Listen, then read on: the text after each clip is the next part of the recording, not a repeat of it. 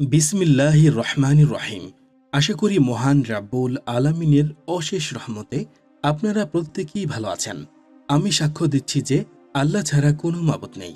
হযরত মুহাম্মদ সাল্লাল্লাহু আলাইহি সাল্লাম আল্লাহর বান্দা ও তার রাসূল। আসসালামু আলাইকুম ওয়া রাহমাতুল্লাহি ওয়া বারাকাতুহু। কোনো হিন্দু কেন মক্কা মদিনাতে যেতে পারে না? এই শতাব্দীর সবচেয়ে বেশি যেটি বহু চর্চিত সংবাদ, যা কিনা সোশ্যাল মিডিয়াতে প্রত্যেক সময়ই ভাইরাল হয়ে থাকে, সেটি হলো মক্কার কাবাগরের ভেতরে ভগবান শঙ্করকে বন্দী করে রাখা হয়েছে। আর মানুষজনের এটি প্রশ্ন যে যদি এমনটি না হয়ে থাকে তাহলে কেন সেখানে মুসলমানদের এত ভিড় লেগে থাকে, কিন্তু কোনো হিন্দুকে সেখানে প্রবেশ করতে কেন দেখা যায় না? শেষ পর্যন্ত এর পেছনে কোন এমন সত্যতা লুকিয়ে রয়েছে? কেন কোনো হিন্দুকে এখানে দেখার পর তাকে বাইরের দিকে রওনা করে দেওয়া হয়? আজকের এই ভিডিওতে আমরা মক্কা মদিনায় এবং ভগবান শঙ্করের মধ্যে যে সম্পর্ক সেটির সম্বন্ধে তা জানবই। সে সঙ্গে এটিও জানব যে এই ঘটনা কি আসলেই সত্য, নাকি এর পেছনে অন্য কোনো ফ্যাক্ট বা বিশেষ কারণ লুকিয়ে রয়েছে। আর শেষ বেলায় আমরা জানব, যদি কোনো বৈষ্ণব এখানে গঙ্গা জল নিয়ে এসে কালো পাথরের উপর ছিটিয়ে দেয়, তাহলে কি সত্যি পৃথিবীর সকল মুসলিমরা মারা যাবে? আর যেটি কিনা একটি সাধারণ হিন্দু মনে করে থাকে। এই সমস্ত ক্ষুদ্র বিষয়গুলো এই ভিডিওতে আজকে আমরা খুব সুন্দরভাবে এক্সপ্লেইন করার চেষ্টা করব, আপনাদের জানানোর চেষ্টা করব। তার আগে আপনাদের সবার কাছে একটি ছোট্ট অনুরোধ থাকবে, যারা এই প্রথম আমাদের চ্যানেলে এসেছেন তারা অনুগ্রহ করে আমাদের চ্যানেলটি সাবস্ক্রাইব করে রাখুন। আর সেই সঙ্গে আপনি কমেন্টে এটিও জানাবেন যে এই পৃথিবীর সবচেয়ে পবিত্র ধর্ম কোনটি এবং তার একটি ছোট্ট কারণও। তাহলে চলুন আমরা মূল বিষয়ের দিকে এগিয়ে যাই। আপনি হয়তো অনেক সময় অনেক হিন্দুদের থেকে এই বিষয়টি শুনে থাকবেন যে মুসলিমরা যে কাবাকে নিজেদের সবচেয়ে পবিত্র স্থান মনে করে থাকে, তার ভিতরে শিবলিঙ্গ অবশিষ্ট আছে। মুসলিমরা যে স্থানে শয়তানকে পাথর ছুঁড়ে থাকে, সেই স্থানটি অন্য কিছু নয়, বরং হিন্দুদের ভগবান শিবকে নাকি কয়েদি করে রাখা হয়েছে। আর তাদের মধ্যে অনেকে মনে করে থাকেন যে যদি কোনো হিন্দু এখানে গঙ্গাজল ছিটিয়ে দিতে পারে তাহলে ভগবান শিব মুক্ত হয়ে যাবে। আর তাদের কাছে এটিই কারণ যে এই কারণে হয়তো মুসলিমরা হিন্দুদের মক্কা মদিনায় প্রকাশ করতে দেয় না। এবার এই সমস্ত দাবির পিছনে সত্যতা কতদূর আছে সেটি কিন্তু আপনাদের জানাবই। তার আগে আপনাদের জন্য এটি জেনে নেওয়া জরুরি যে শেষ পর্যন্ত মক্কায় এবং মদিনায় মুসলিমদের জন্য এত বেশি গুরুত্বপূর্ণ কেন। তো আপনাদের জানিয়ে রাখি, সৌদি আরব একটি সম্পূর্ণ ইসলামিক দেশ, আর যেখানে ইসলাম ধর্মের নিয়ম কানুন জারি রয়েছে। এখানে খনিজ তেল খুব বেশি মাত্রায় পাওয়া যায়, এজন্য এটি এই অঞ্চলের অর্থনৈতিকভাবে খুব শক্তিশালী দেশ হিসেবে ধরা হয়ে থাকে। সৌদি আরবের রাজধানী রিয়াদ, আর এখানকার মুদ্রার নাম রিয়াল। কিন্তু এই দেশের রাজধানী থেকেও বেশি প্রসিদ্ধ এই দেশের দুটো শহর, একটি হলো মক্কা আর দ্বিতীয়টি হলো মদিনা। আর এই দুটি শহর শুধুমাত্র সৌদি আরবের বসবাসকারী মুসলমানদের জন্যই নয়, বরং এই পৃথিবীতে যতগুলো মুসলমান আছে তাদের সবার জন্যই বিশেষ গুরুত্বপূর্ণ। আর এটি তার সবচেয়ে বড় কারণ হলো, যার জন্য এখানে প্রতি বছর লক্ষ লক্ষ মুসলিম নিজের হাজিরা দিতে আসেন। এতে মুসলিমদের জন্য পবিত্র তীর্থস্থানের মতোই। যেমন বহু হিন্দুরা মনে করে থাকেন যদি তারা 4টি ধাপের যাত্রা করে নিতে পারেন তাহলে তাদের জীবনের সমস্ত দুঃখ কষ্ট এবং পাপ মোচন হয়ে যাবে। ঠিক এমনভাবে ইসলাম ধর্মের একটি মনে করা হয়ে থাকে যে মক্কা মদিনার মতো পবিত্র জায়গাকে দর্শন করার পর মানুষ আল্লাহ তাআলার নেক বান্দাদের মধ্যে যুক্ত হয়ে যায়। আর এই জন্য প্রত্যেক মুসলমানের একটি ইচ্ছা হয়ে থাকে যে তারা যেন মরার আগে একবার অবশ্যই হজ পালন করতে পারে।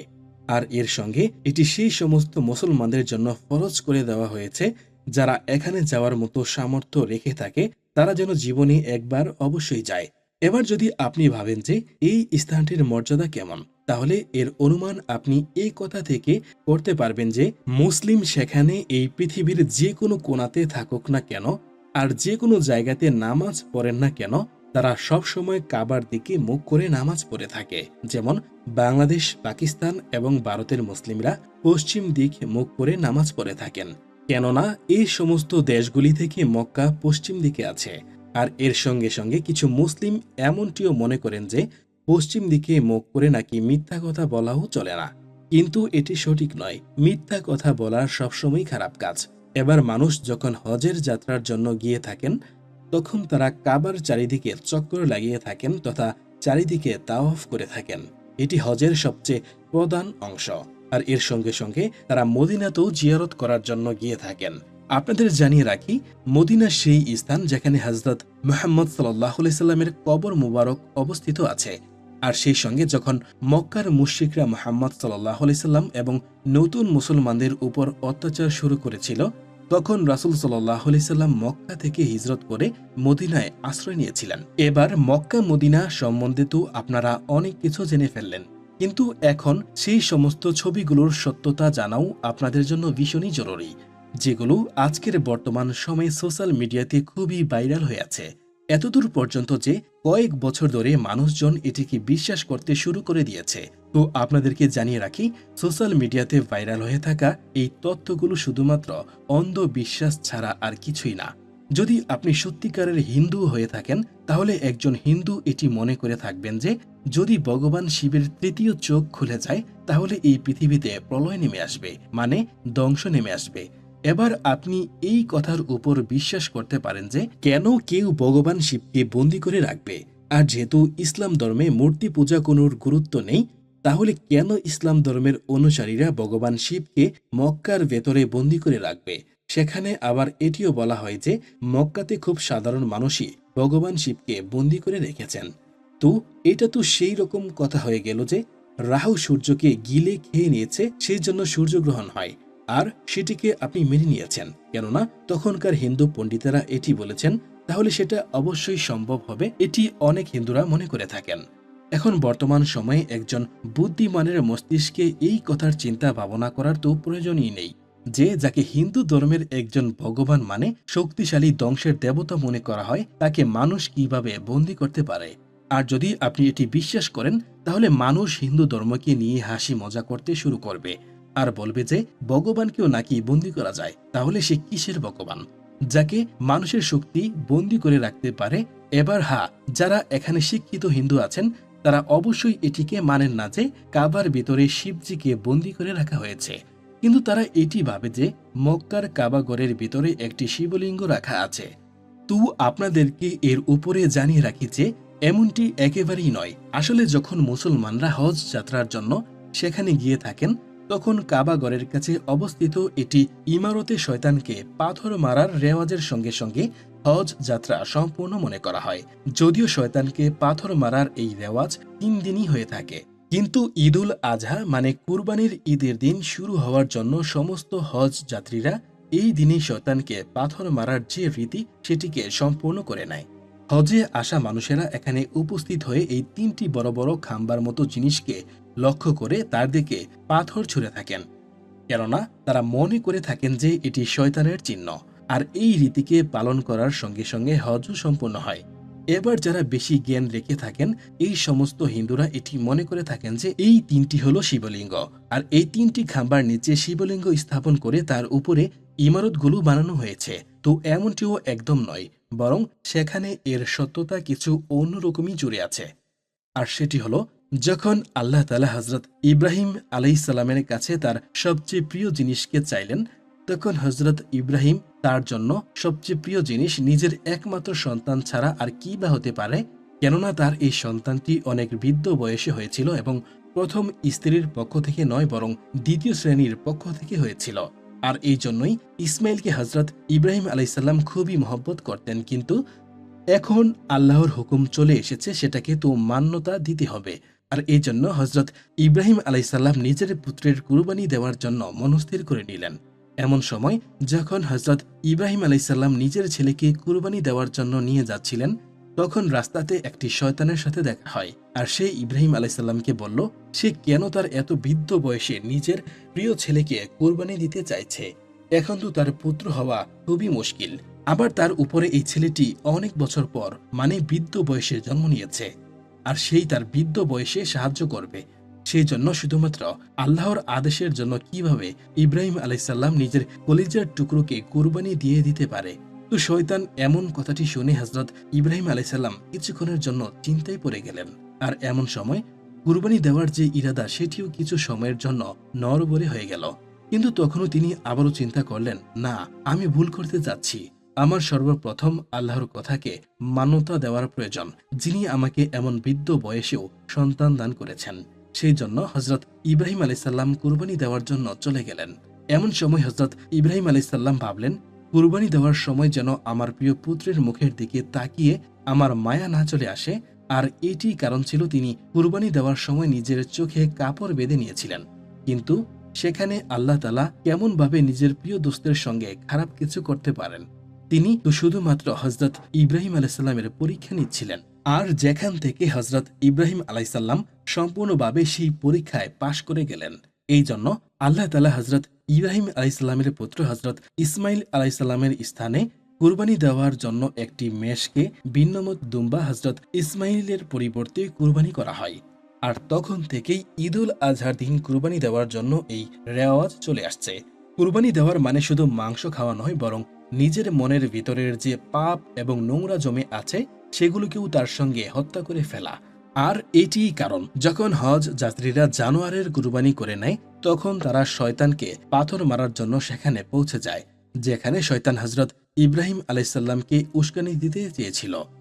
আর এই পাথর মারার রীতির সঙ্গে সঙ্গে আল্লাহ তাআলার সঙ্গে এই প্রতিশ্রুতিও করে থাকেন যে কোনো শয়তান তাদেরকে কখনোই পথভ্রষ্ট করতে পারবে না। সেখানে সেই শয়তান হোক পৃথিবীর বাইরের অথবা নিজের মনের ভেতরের, তারা সবসময় সত্য মন থেকে একমাত্র আল্লাহরই ইবাদত করবে। সেই জন্য হাজিরা প্রথমে বিসমিল্লাহ এবং আল্লাহু আকবার পড়ে নিয়ে একটি নির্দিষ্ট পরিমাণে পাথর ছুঁড়ে থাকে। কিন্তু যারা বড় বড় পাথর নিক্ষেপ করে থাকেন অথবা জুতো ছুঁড়ে থাকে, তারা আসলে শয়তানের অনুসারী হয়ে যায়। কেননা নিজের জুতো ছুঁড়ে মারা কিংবা বিশাল পাথর নিক্ষেপ করা দ্বারা বেশি কিছু হাসিল হয় না, বরং এখানে প্রতীকী অর্থে শয়তানকে পাথর ছুঁড়ে মারা হয়। তো এই জন্য এই তিনটি স্তম্ভ কোনো শিবলিঙ্গ নয়, বরং এগুলো একটি সাধারণ ইমারত, যেগুলোকে শয়তানের প্রতীক মনে করা হয়। আর এটির উপর পাথর বর্ষণ করে মানুষ নিজের ভেতরে যে শয়তান আছে সেগুলোকে মারার চেষ্টা করে থাকে। এবার কিছু মানুষের মস্তিষ্কে এই প্রশ্ন আসবে যে, যদি এই সমস্ত কিছু মিথ্যে হয়ে যায়, তাহলে সেখানে হিন্দুদের কেন প্রবেশ করতে দেওয়া হয় না? তো এখানে সর্বপ্রথম কথা হলো, মক্কাতে শুধুমাত্র হিন্দুদেরকে নয়, বরং এই পৃথিবীর সমস্ত অমুসলিমদের প্রবেশ নিষিদ্ধ আছে। সেখানে সেই হিন্দু ও শিখ, ইসাই, ইহুদি অথবা বৌদ্ধ হোক না কেন, যদি তারা মুসলমান না হয় তাহলে তাদেরকে কাবার ভেতরে যেতে দেওয়ার অনুমতি নেই। আর যার উদাহরণস্বরূপ ধরুন, যদি কেউ মুসলমান না হয় তাহলে তারা আল্লাহকে সত্য মনে বিশ্বাস করেন না। আর যারা সত্য মন থেকে আল্লাহকে বিশ্বাস করে না, তাহলে তারা কাবার ভেতরে, মানে যেটিকে আল্লাহর গড় মনে করা হয়, সেখানে প্রবেশ করেই বা কি করবে? এখানে শুধুমাত্র সেই সকল মানুষকে আসার অনুমতি দেওয়া হয়েছে যারা একেবারে সত্য এবং পবিত্র মন থেকে আল্লাহর উপর বিশ্বাস করে থাকেন। এবার আপনি এটিকে কিছুটা এমনভাবে চিন্তা করে দেখুন, প্রতিটা দেশের সেনাবাহিনীর জন্য যে নির্দিষ্ট কিছু ট্রেনিং গ্রাউন্ড বা গোপনীয় স্থান থাকে, সেখানে সাধারণ মানুষের প্রবেশ নিষিদ্ধ। যেমন বাংলাদেশে রূপপুর পারমাণবিক যে তাপ বিদ্যুৎ কেন্দ্র স্থাপন করা হচ্ছে, সেখানকার নিরাপত্তার জন্য বা যারা এটির কাজের সাথে সংশ্লিষ্ট এবং বাহিরের কোনো সাধারণ মানুষের জন্য সেটা উন্মুক্ত নয়। 24 ঘন্টায় বিভিন্ন ধাপে সেখানে সেনাবাহিনী এর নিরাপত্তায় থাকবে। এখন কোনো বাংলাদেশি নাগরিক যদি বলেন, আমি স্বাধীন দেশের নাগরিক, আমার দেশের যে কোনো জায়গায় আমি যাওয়ার সমান অধিকার আছে, যদি এমনটি কেউ বলে থাকেন বা ভেবে থাকেন, তাহলে সে হয় পাগল, না হয় সে মূর্খ। আর সেটি তো হলো মানুষ্য নিয়ম কানুন, আর এটি তো হলো মহান আল্লাহর নিয়ম। যারা আল্লাহকে বিশ্বাস করে না, তারা কিভাবে আল্লাহর কাবাতে আসতে পারে? কেননা সেনাবাহিনী যেমন একসাথে ট্রেনিং গ্রাউন্ডে বা প্রশিক্ষণ মাঠে একটি নির্দিষ্ট পোশাক পরে তার কমান্ডারের আদেশ মতো প্রশিক্ষণ গ্রহণ করে, ঠিক তেমনি প্রতিটি সামর্থ্যবান মুসলমান কাবাতে এসে আল্লাহর আনুগত্য ও তার আদেশ মতো হজ পালন করে থাকে। আল্লাহ তাআলা আমাদের সবাইকে যেন সঠিক বুঝ দান করেন এবং আমাদেরকে যেন ইসলামের পথে আসার তৌফিক দান করেন। আমিন। প্রিয় দর্শক শ্রোতা, আশা করি এই শিক্ষামূলক ভিডিওটি আপনাদের অনেক উপকারে আসবে।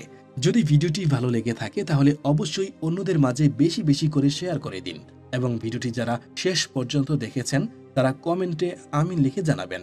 আল্লাহ তাআলা আমাদের প্রত্যেকেই যেন সুস্থ রাখেন, সুন্দর রাখেন, নিরাপদে রাখেন, এই কামনায় আজকের এই ভিডিওটি এখানেই সমাপ্তি। আসসালামু আলাইকুম ওয়া রাহমাতুল্লাহি ওয়া বারাকাতুহু। আল্লাহ হাফেজ।